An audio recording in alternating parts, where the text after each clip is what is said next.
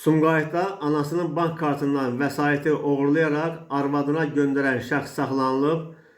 Sumqayıt şəhər polis idarəsinin əməkdaşları bu məsələni araşdırıb və məlum olub ki, Sumqayıt şəhər sakinlərindən birinin bank kartından 4244 manat vəsait naməlum şəkildə oğurlanıb.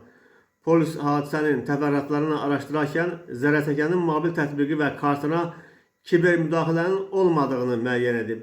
Bu hal isə oğurluğun zərərçəkənin ailə üzvlərindən birinin iştirakı ilə törədildiyinə əsaslı şübhələr yaradıb.